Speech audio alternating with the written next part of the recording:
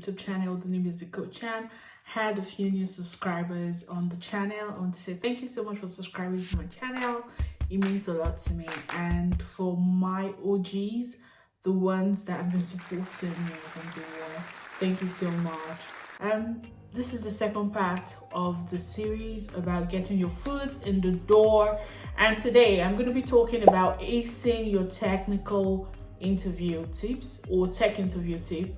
So either technical or non-technical process is what I'll be taking you through. So yeah, getting into tech may be a difficult transition, especially after you finish from maybe a tech boot camp like myself, or you graduated from uni, or you're a self-taught person, which shows that you're a very, very determined and focused person. You now want to get a full-time role or a freelance role, and this can be a stretching process on one's mind, right? Emotions, finances, well, so many things can begin to stretch you. But let's say you continue to apply, and if you're wondering what site to apply, again, I said I've done a video to show that, and I'll be linking it here again. And also, if you've not watched the part 1 of this video, stop this one right now and go watch the first one of the video. And you're thinking of applying from the first video, which you've done, and at this point you want to get interviewed by a prospective recruiter or employer, you need to be really ready. So today I'm going to be highlighting on how to ace your tech interview like a pro. So number 1, prepare. Get out your notes and prepare. I literally have points that I want to say during interview. So what do? I get out my notes and then I write down the things and points that I need to touch. This will do you so much good because you know exactly the kind of experiences you want to highlight to whether it's recruiting or calling you. It could be a call. You know, some organizations usually have a phone call, initial phone call, before moving you to maybe a technical interview or on-site interview or whatever it is. Even if it's a phone call, be prepared. Secondly, collate and show your proof with data.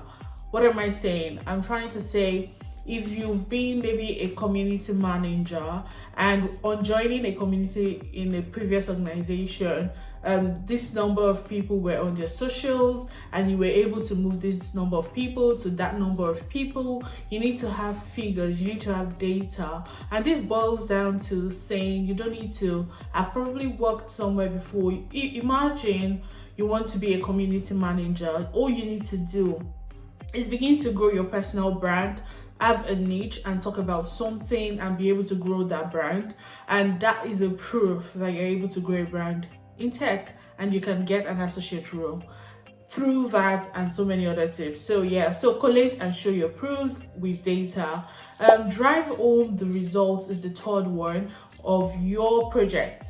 So don't just talk through your project. I know a lot of people like to just talk about the project, but you need to exactly state some of the results of what you did, like, oh, so this is my achievement, this is what I was able to achieve, this is what was planned, this is where we lagged behind. For instance, I wanted 1,000 subscribers in 6 months. I didn't get that, but I was able to achieve about 400, and that for me seems like I tried. It's almost like a 50% mark, but I'm still going. So you need to show your result. You need to say, oh, so this was the target, this was what I was able to meet, this was what was possible, right?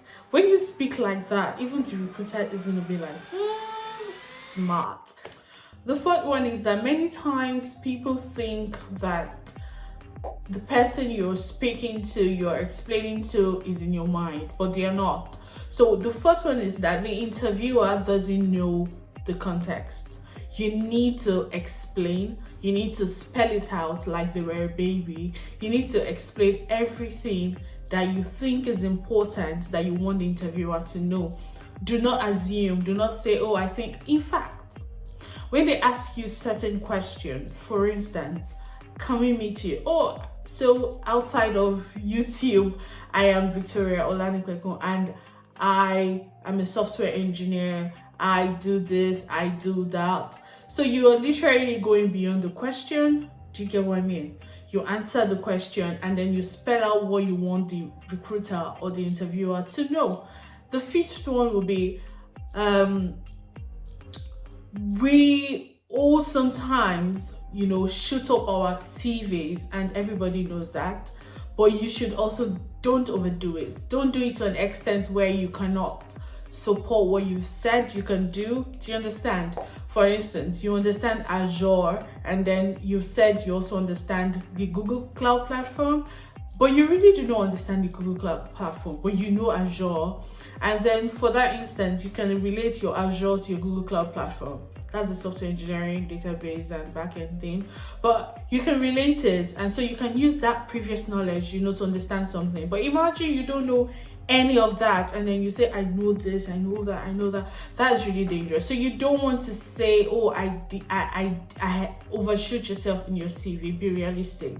The sixth one would be that it can be natural to say, to elevate work as a team. People like to say, we did this, we did that. But let me tell you, the interviewer really doesn't want to know what you did as a team. They really just want to know what you can do, because your team is not what they're hiring. Do you get what I mean? They want to hire you, so you need to come correct, you need to come clean, you need to be able to detach what you've been able to do as a team from what you personally did or what your contributions were. I'll say the seventh one is it's okay not to know everything. I've had friends who did interview and some questions were asked and they literally told them that, oh, if I were in this situation, right, I think I'll do this, but for the question you're asking right now, I really do not know for now. But that shows that, oh, in a situation whereby you really don't know, you're still thinking, but you're not trying to walk your way through or talk your way through. When you start talking and rambling off, people usually know, so don't do that. Always know that it's very okay not to know everything in tech. It's so broad and there's always Google to help you. So at the point where you don't know, you can make wise and intelligent contribution, but also agree or acknowledge the fact that you don't know and you'll be willing to learn.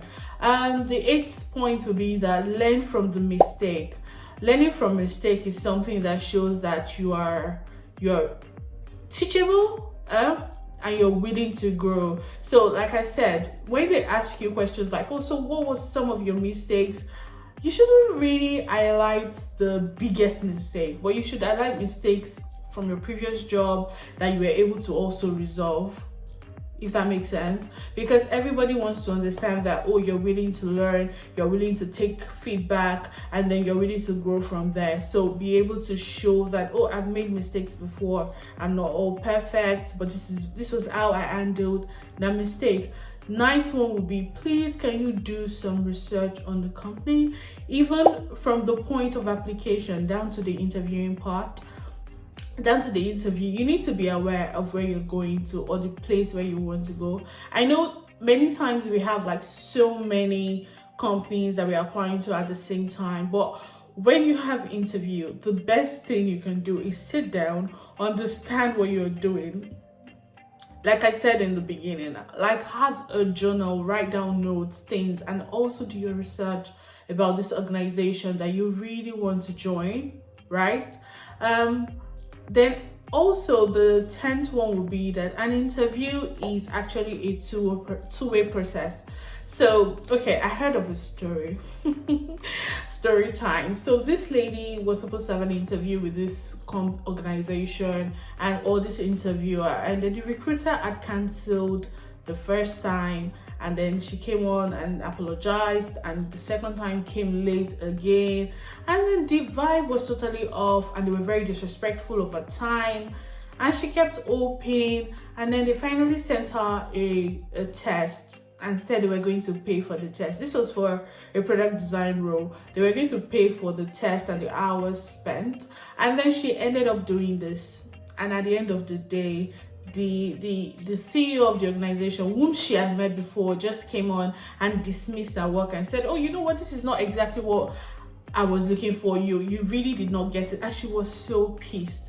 So do not think that when you're being interviewed, you're not also doing your interviews. So if in your course of researching the organization, if you have questions, you need to know the kind of questions you could ask. You ask politely, but please ask your questions. For instance, you can ask questions about diversity and inclusion. If that is important to you, you could ask about growth and learning, and how do you support your employees to learn and grow more. What kind of environment, what's their work culture?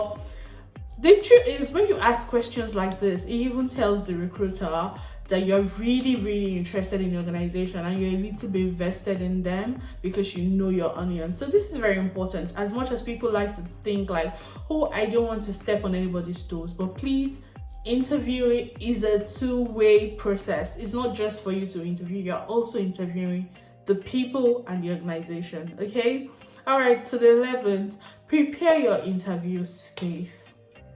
Can you see my space?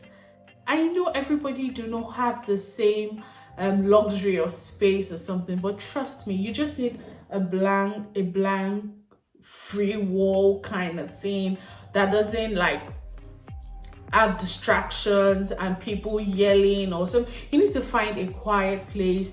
You need to have ensured that your camera is working, and don't test during the interview. You need to have tested initially. And one thing I also do is, or I also did when I was searching for a job, was to ensure that my computer was charged, because it can be very confusing and distracting when you're saying, oh, I need to get my charger while you're in the middle, or worse still, your laptop goes off.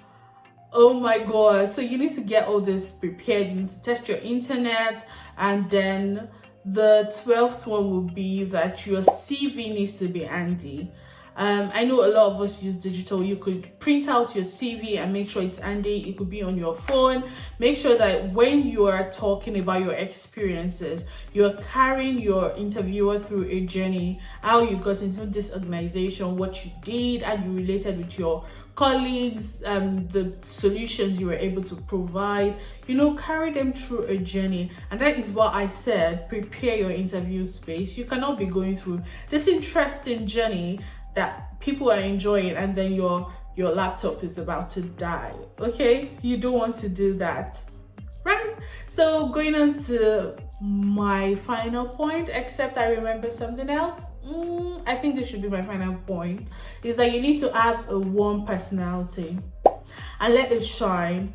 I'm not saying laugh nervously. Oh yeah, I have another point, but have a warm personality and let it shine through. Smile and articulately express yourself. I'm not saying laugh hysterically, but be fun, be someone who is relatable. To have a warm personality, be yourself and speak as much as you want to.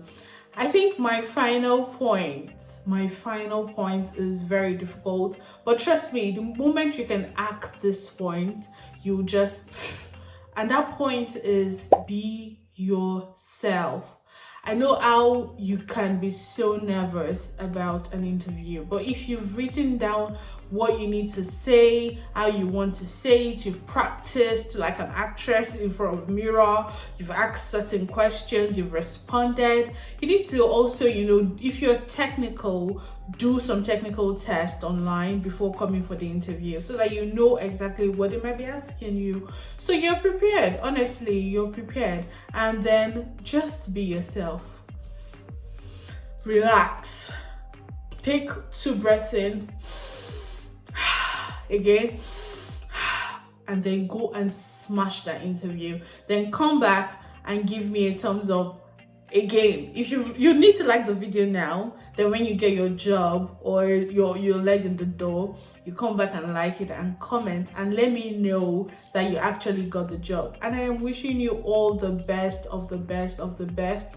Oh, I remembered another thing is that if you're doing a technical interview, there are always examples of exams and tests that other people have taken and is online. You just need to search Google and take some of those tests, to bring you up to speed. There's LeetCode for software engineers. You just need to do all of this, stay disciplined, stay learning, and smash that interview. So thank you so much for watching again. If you've not signed up for my newsletter, come on, why? Sign up. I'm about to send you the best opportunities you've never ever seen. It's gonna be the best newsletter ever. I'm not even joking. Secondly, if you've not subscribed to my YouTube channel and you watched up to this point, why? What are you waiting for? Come on, join, become a family, support your girl. And last but not the least, make sure you like, you comment, and you share with people that you think might need this information. So I remain the Coach Chan, and see you next time. Ciao. Bye.